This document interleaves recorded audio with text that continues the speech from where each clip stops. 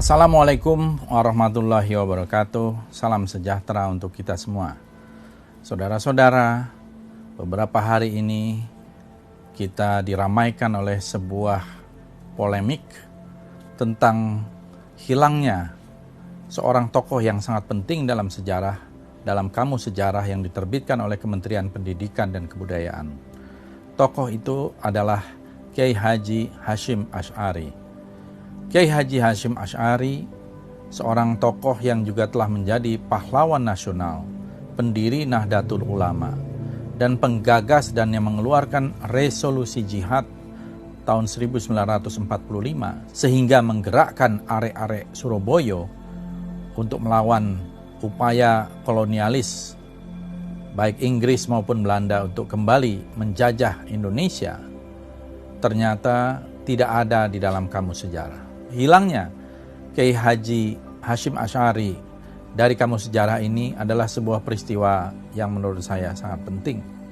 Karena kamus ini dibuat, diterbitkan, dan telah ada ISBN-nya oleh Kementerian Pendidikan dan Kebudayaan. Dan tentu saja polemik ini lebih ramai karena justru ada tokoh-tokoh PKI di dalam kamus itu. Ada tokoh PKI seperti Sneflit, Musso, Darsono, Aidit, dan lain-lain.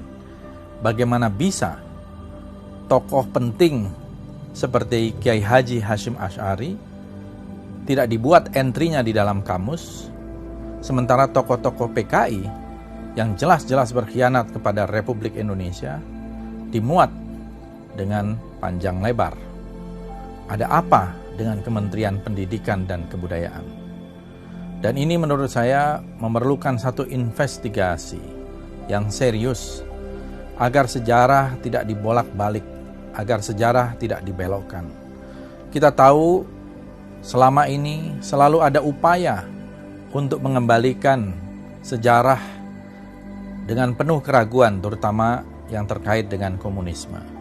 Sejarah tahun 1948 tentang pemberontakan PKI Musso di Madiun selalu dikatakan sebagai provokasi Hatta atau Red Drive Proposals. Ini adalah akibat Perang Dingin. Begitu juga di tahun 65, mereka yang pro kepada PKI dan pro kepada sejarah versi PKI mengatakan bahwa itu adalah masalah internal Angkatan Darat. Itu bukan kudeta dari PKI. Saudara-saudara, dalih semacam ini adalah sebuah dalih yang bukan baru. Tetapi kita tahu bahwa semua buku kesaksian dan juga pelaku-pelaku ya, yang waktu itu masih hidup, yang kita percayai dan mereka adalah orang-orang yang pro kepada Republik seperti Muhammad Hatta, menjelaskan peristiwa 48 adalah sebuah kudeta yang didalangi oleh Musso dan kawan-kawan ingin menjadikan Republik Indonesia menjadi negara komunis, bagian dari Soviet ketika itu.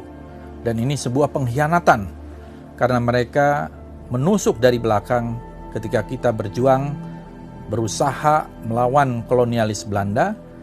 Tiba-tiba PKI menusuk dari belakang pada saat yang sama. Begitu juga di tahun 65, para jenderal dibantai, dibunuh dengan sadis, disiksa, kemudian mereka dikuburkan di lubang buaya, dan besoknya Saudara Untung membuat pengumuman tentang Dewan Revolusi yang mengangkat dirinya sebagai pemimpin. Dan ini adalah tipikal dari kudeta PKI. Begitu juga Harian Rakyat pada 2 Oktober mengamini apa yang menjadi kudeta tersebut. Upaya pembelokan sejarah atau menghapus jejak sejarah ini sangat berbahaya, apalagi melalui institusi-institusi resmi negara seperti Kementerian Pendidikan dan Kebudayaan. Perlu ada investigasi di dalam Kementerian Pendidikan dan Kebudayaan. Apakah ada anasir-anasir yang memang pro-komunis, pro sejarah komunis, dan ingin menghapus sejarah itu? Ini menurut saya sangat berbahaya.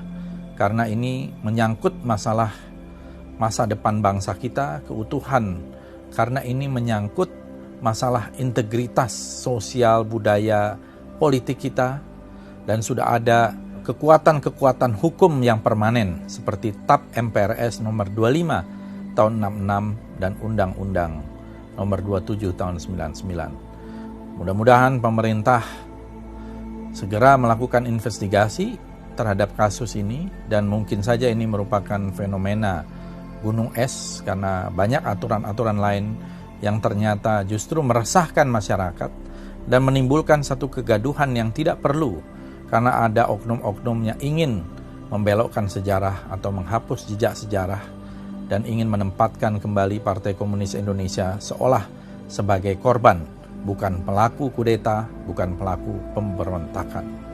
Terima kasih. Assalamualaikum warahmatullahi wabarakatuh.